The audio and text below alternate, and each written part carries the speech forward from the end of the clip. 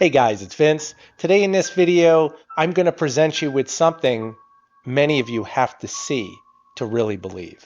I tell stories all the time on my channel. Check this out.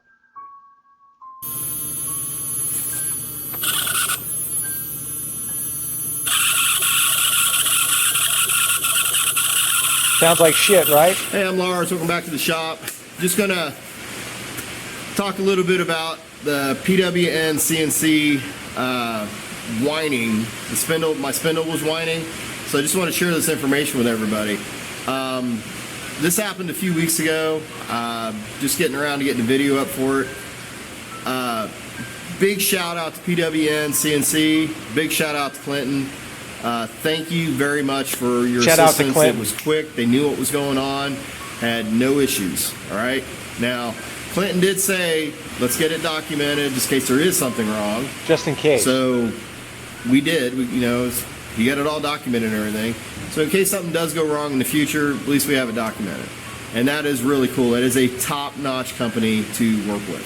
So let's get into this. So when I started having that problem with the noise and the whining from the spindle, I contacted PwnCNC support. Clinton got back with me pretty quickly, actually, and this is kind of a known problem, and I sent him a little video of it, and it was just kind of sitting there, just barely spinning around. You guys really have to wonder, if this is a known problem, why they would continue selling spindles knowing that it exists without eliminating it. Makes no sense. 3,000 RPM. And he said, just let it run at that let it run at that speed for about 20 minutes or so, and see what happens. See if the noise goes away.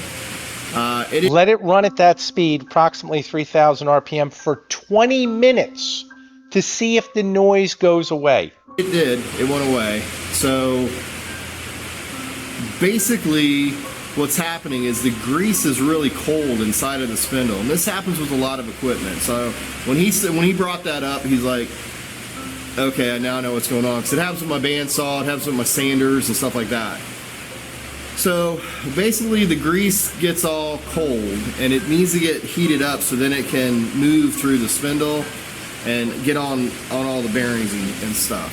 So running it at a low speed will heat that up. It produces friction, a little bit of friction, not a lot, just a little bit. It does have grease on it, and it does heat everything up and gets that grease moved around. Now, since I've done this, I've built this. You guys are reading it right here, and this is direct from DeepSeek. Down here in the bottom, there's cardboard and there's a heat lamp.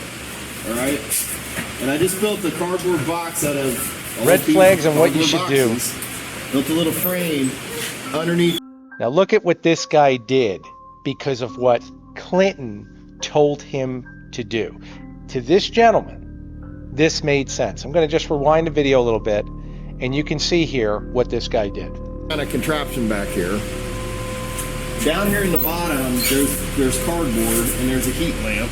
What in the holy fuck? Are you serious? This guy has cardboard around heat lamps. Around wood. Flammable. Fucked. Are you serious? This is the level of thinking this gentleman said in his mind made sense to solve this issue. Let's clarify some things, shall we?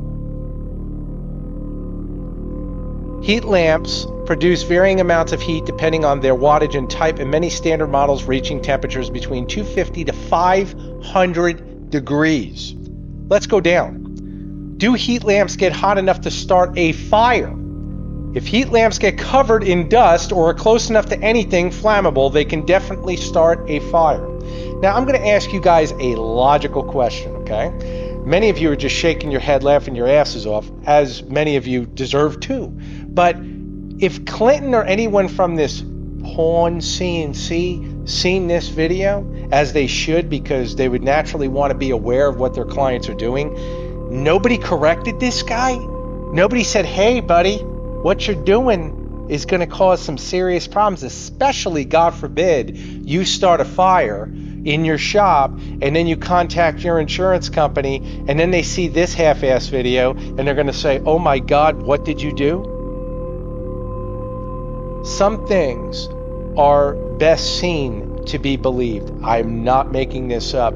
If you guys do indeed hear any type of noise coming from your spindle like that, 9 out of 10 times, virtually 10 out of 10 times, a whining noise is almost never caused by grease. Whining is a high frequency sound that is typically caused by the bearings themselves. I'm not saying this, DeepSeek is saying this, and I'll tell you something else.